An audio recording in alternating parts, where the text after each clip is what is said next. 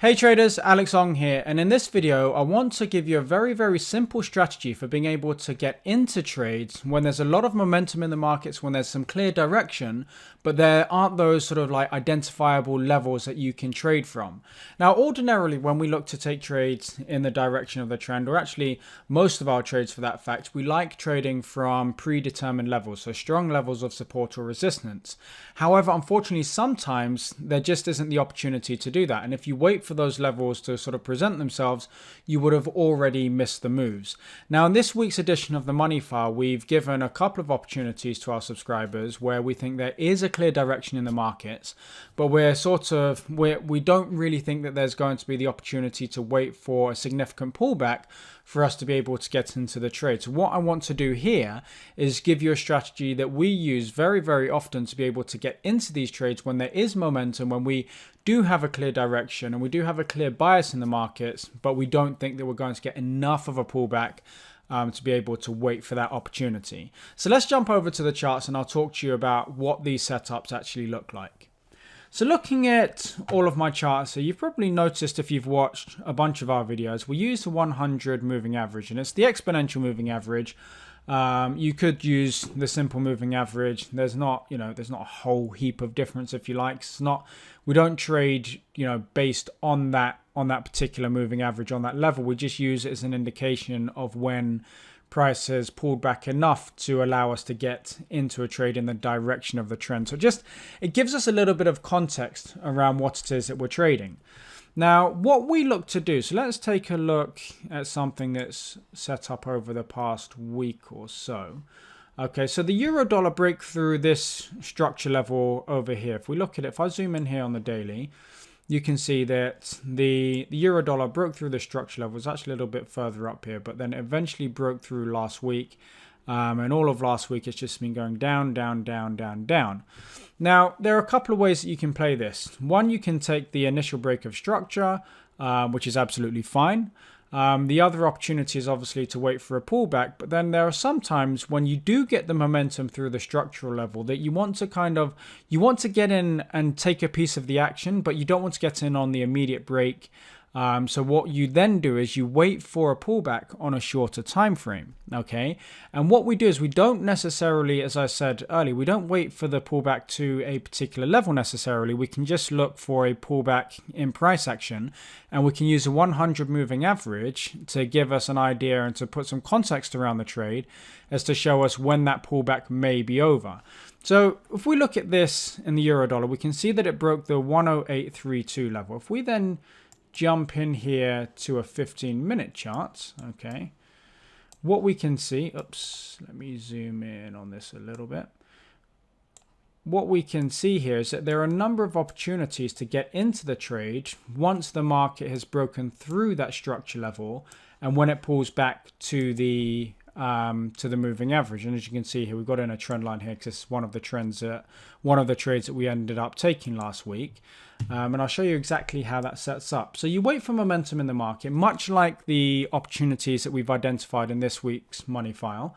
So we've got the opportunities there, we've got the momentum there, and then you go to a lower time frame. Now I'm using a 15-minute chart here, because that's the one that we used last week. But going into this week's trades, because the market's so overextended, we'll probably wait for a similar sort of setup, but on an hourly chart as opposed to a 15-minute chart, okay? But this is what it looks like. You wait for the market to break through a level, to trade away from the moving average, and then you wait for it to pull back towards the moving average. Now the key here is that you want the price to basically touch the moving average, all right? You don't want to be taking a trade from around this sort of level here. You want to give the price enough room to kind of go through its price acceptance phase to pull back to a level where, the people that were making, the traders that were making money in the market previously, all of these people that were selling here, you want the price to pull back to a level where they will feel good about selling the pair again. Because if you think about yourself as a trader, if you made money in all of this move down here, you're very unlikely to sell the market around the lows because you've already made money there, right? What you would be doing here is you'd be taking profits, all right? You'll be taking profits. And if you took profit here, you're not going to then be selling immediately here. You're going to wait for the market to pull back a little bit to go back to sort of like a bargain price for you to be able to get into. And we use the 100 moving average as an indication of where that is. Now, the 100 moving average is not some sort of like a magic indicator or a magic bullet. You know, it's not one of those lines that everybody gets in when it gets to that level. But we've just observed over thousands and thousands of trades that when the market comes back to this level here, if we then get a breakdown of price, then it's very, very likely that the price is going to go in our direction and it's going to pay us. So the way you do it is you wait for the market to pull back. When it pulls back, what you can do is you can then draw in a trend line along the price, okay, like so, all right. And what you then do is you wait for the market to break through your trend line and then to break the low of the candle that's broken through the trend line, okay. Now this is let's get rid of that. This is a little bit more of a conservative way of getting into a trade, all right? If you're more aggressive, you don't have to wait for a candle to close. And you don't have to wait for the market to move through a previous level. You can literally just, as soon as the market breaks through, you can get into a trade. The problem with that is that you are going to be stopped out of some trades. Okay, so what we prefer to do, all right, if you're feeling more conservative, is you wait for the market to pull back to a level. So here it pulls back to the 100 moving average. You put in your trend line, you then wait for the market to break the level. The market breaks the level here, but as you can see, when it breaks the trend line here, it doesn't actually move past this candle over here. So you wouldn't be involved in that trade there unless you got in on an immediate break. So then what you do is you adjust your trend line, okay? We adjust it again. We don't get the candle close beneath the level, so we don't get involved in that trade there. Adjust it a little bit again, and then eventually you will get a candle close beneath the level beneath the trend line, which is what you get over here. The candle closes beneath that level there. And then what you can do is you wait. Okay, you wait for the candle that closed below. So this one here. You wait for the low of that candle to be broken. And then once that candle's been broken, that's kind of your indication that the market does want to go in your direction. Okay, and it does want to go in the direction of your trade. Now, the way that you then play this out, you either you place your stop above the highs and then you go for 1-to-1 or 1.5-to-1, whatever it is that you want. Or you could target the previous lows, being this sort of a thing here. So once this breaks through here, you can target these previous lows. Or you can have like a set, risk reward in place. You could say, I'm going to risk 20 pips to make 20 pips if you're on the 15-minute chart. Or if you're on the hourly chart, it might be I'm going to risk 50 to make 50. That part's completely up to you. But the way that we tend to do it, okay, depending on the momentum of the trade and how much belief we have behind the trade, the way that we tend to do it is we always have our stop above the highs, all right? We always place it sort of like maybe 10 pips above the highs there. It doesn't mean that we necessarily take a full stop out. So if the market were to go sideways and start breaking up above here, we might come out a little bit early, okay, and preserve our capital. But we always have our stop above the highs. And then we always target a previous level of support or resistance, i.e. this level of support here. If we see that the market starts to go sideways at that level and it gives a couple of attempts and can't break through that level, then we take our profit. All right, so what you would have done here is you would have taken profit at this level here when it started to go sideways. All right, and then these patterns, they basically so play themselves out over again and again and again in the markets. And then going back to the one that we took this week was this one over here. As you can see, so the market pulled back somewhat, came down, pulled back again. So we've got some nice interaction with the 100 moving average there. Then the market eventually closes below this trend line. Okay, we have our stop.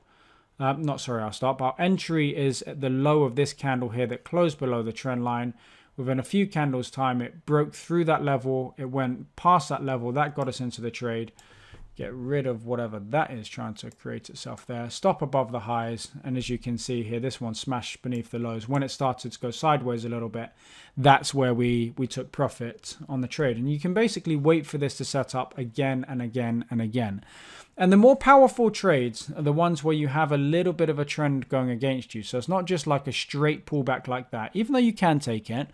But it's one where you get at least 2 touch points. So 1, the market pulls away. 2, the market pulls away. Then when it comes back to it, if it breaks through it, that's a good indication of where the trend is going to continue. Okay, so that's how we play those opportunities where we've got clear direction in the market, we've got clear momentum, but we don't necessarily have a clear level to trade from. We use the 100 moving average as an indication of where the market is going to continue its trend, where it's going to continue moving in the direction of the dominant trend. And this can be seen all over the charts, okay?